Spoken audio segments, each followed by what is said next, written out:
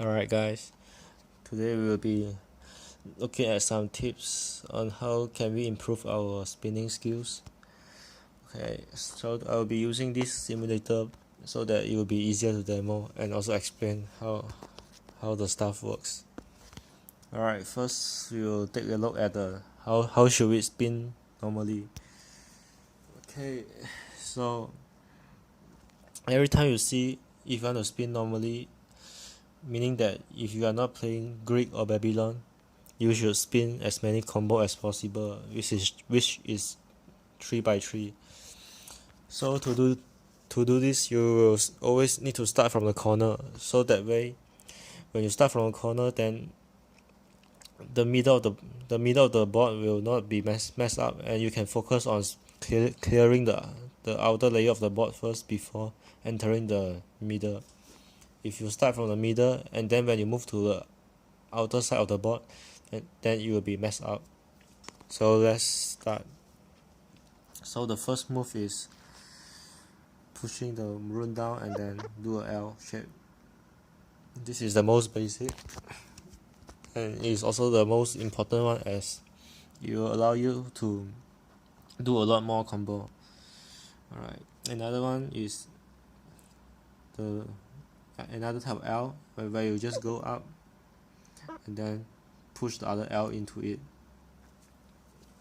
Okay, so if you notice, I'm always starting from the corner so that it will be easier to spin. Okay, so let's start from the corner.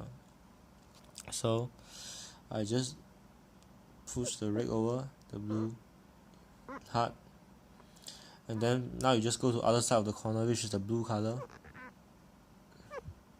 and then the dark. Then only you go to the middle. Also, is crucial that you practice diagonal spin so that you can move freely around the board, and like such.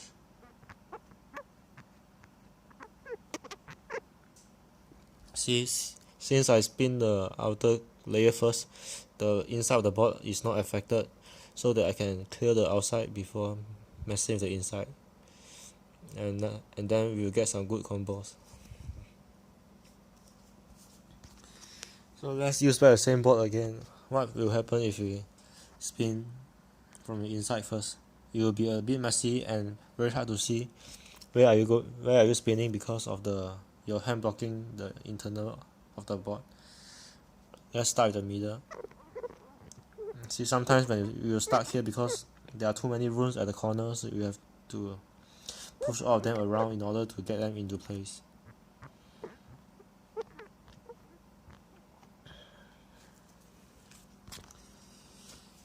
So although it is also practical to spin from the middle, it is not that recommended because it blocks your vision and it will be harder to see where are you supposed to be spinning. See, I will now demo again, spinning from the outside to inside. Okay, let's go. Right. Oops, did wrongly. Right. Alright, let's do again.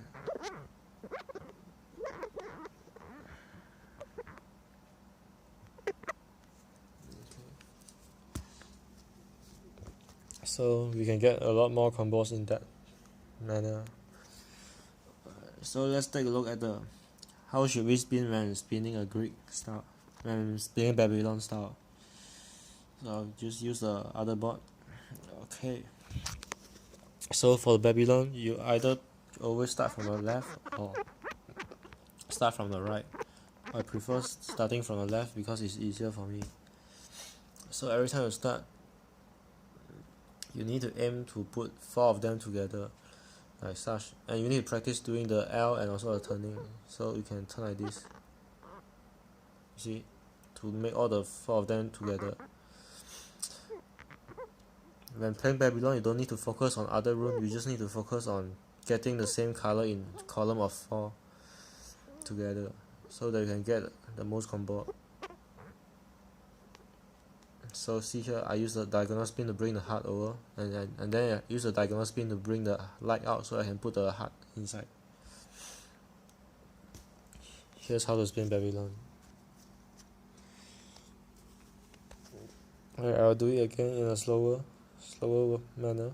Alright, so you can start basically anywhere you want, but I recommend starting from the first column so that it will be easier to spin. So I do it in a slower manner.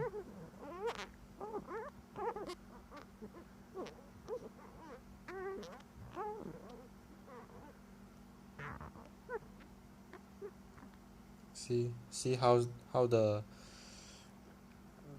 diagonal mix allows me to go over like this.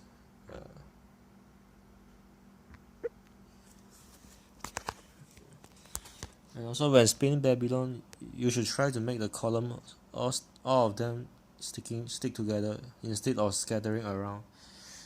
What I mean by you need to spin like this.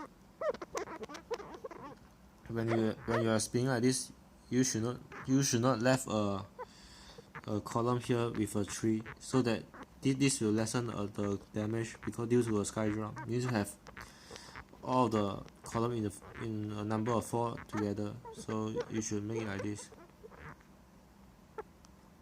If you really want to make a column of 3, you should push that column to the most right side so that it won't affect your sky draw. Okay, so some of the other tips. Alright, the first tip is just to spin diagonal. So you just need to practice at the Saruman first seal. Just keep on doing like this until you are familiar with how the board works. You see, for this green color, I don't just go and do the L. I do this instead, diagonal. It will save me a step, and I can move my board faster. You see, if I do this, I need to move 1 step, 2 step. So if I do diagonal, I just need to move 1 step. Okay, and just keep on practice the diagonal until you are really familiar with it. Then you use it in the real stage. Alright, and for the other tips I would like to give is practice stacking.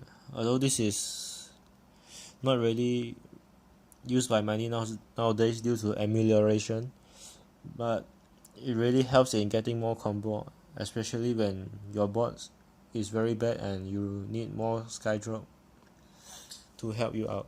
So the first thing you need to do is to do this. See, as you can see, there are similar runes around here. So what we need to do is to get the runes together as such. So as you can see, the hearts are together. So after the hearts, what should you do? You should make the other light go down. So when the heart dissolves, the light will follow up. So, and when you do this, when the heart is dissolved, the light will follow, and while the light is gone, the fire will just drop on top. After that, you can do this. You must use diagonal. You must master diagonal before stacking, so that you can stack all the runes easily. So as such, you can see the earth rune is stacked on top, and then just stack. So now I just need to stack back. I can see the sky drop. Okay, there are 5 combos. Alright, let's switch to other boards so I can show you more examples. Okay, so for this green board, it's the same thing. As you can see, there are 2 greens. Every time you see if you want to try stacking, you have to see which colors are the nearest to each other. For example, this is the blue and these 3 green, and also the light or red, up to you. So for me, I will personally do the green first, using the either going up by L shape or diagonal, then diagonal going back. So you see, when the earth rune is gone, the blue will drop. So now you need to focus on doing the next step which is the light. So here we go, moving the light rune over using diagonal method. Now we then move the I need to move the next tile, which is the green. Okay, here we go. After the green drops, it will go to blue and then yellow and green. So after you stack a few times, you will then need to just clear the side, such as the heart on the left or the red on the right. Okay, something like that. Okay, so now we will move on to grid. So for the grid, basically what you need to do is to have a set of 5 color of the grid to be together, so this way the active of the grid will be kept. You can continue having the grid effect as such, like an enchantress effect, if you are always doing a stack of 5 when of the grid of the color of the grid you are using. So a second, I need to do the settings.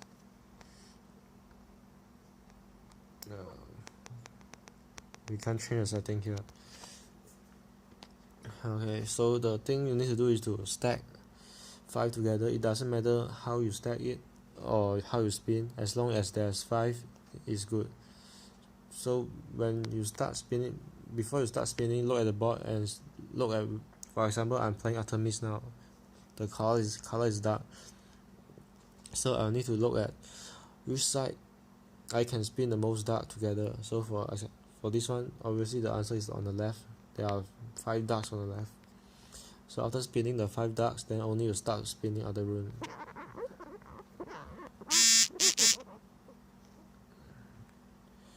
Okay, it's very hard for me to spin the board, as the simulator doesn't feel the same as in the app.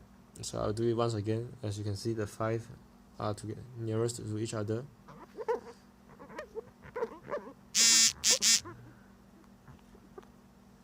Okay, so that's how you do. Hope that helps, and good luck.